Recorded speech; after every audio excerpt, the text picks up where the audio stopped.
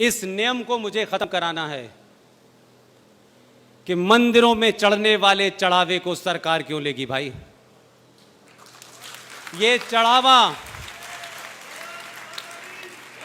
ये हिंदू आस्थाओं के तहत चाहे अयप्पा को दिया गया हो, चाहे महाकाल को दिया गया हो, चाहे बनारस में दिया गया हो, इस पैसे का जो दुरुपयोग हो रहा था वो मैं एक बात कह के बताना चाहता हूं आपको।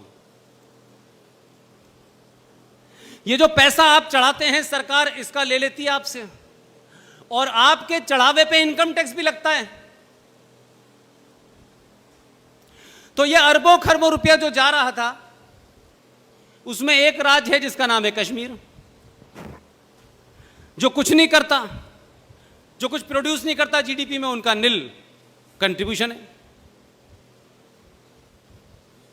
उनके यहां एक पॉलिसी चली, अब्दुल्ला और महबूबा और मुफ्ती ने चलाई कि जो आतंकवादी अपने हथियार रखेगा 10-20 लोगों को मारने के बाद, उसे राज्य सरकार 12 लाख रुपए की एफडी करा के देगी ताकि वो नॉर्मल जीवन जी सके।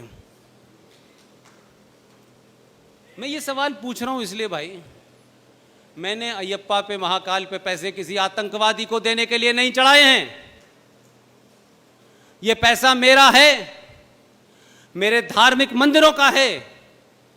ये सिर्फ या तो मंदिर में खर्च होगा या मंदिर के द्वारा चलाए जाने वाले, बनाए जाने वाले वैदिक स्कूल जो बनने चाहिए उसमें खर्च होगा।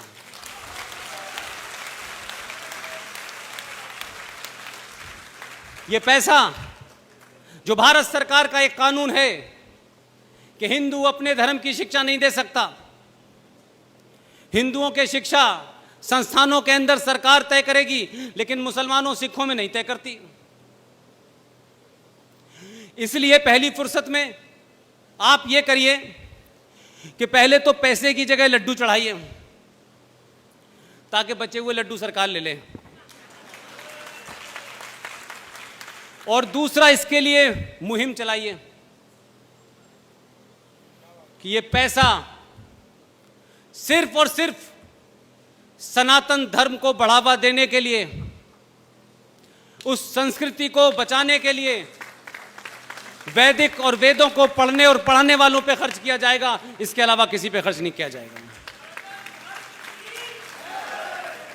ये जो अरबों खरबों रुपया आपका है, इससे वैदिक स्कूल खुलने चाहिए जिस पे हिंदुओं का अधिकार होगा।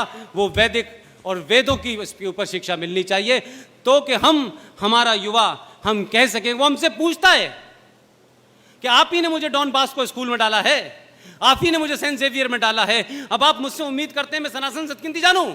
तो गलती हमारी है। ये स्कूल बनाइए।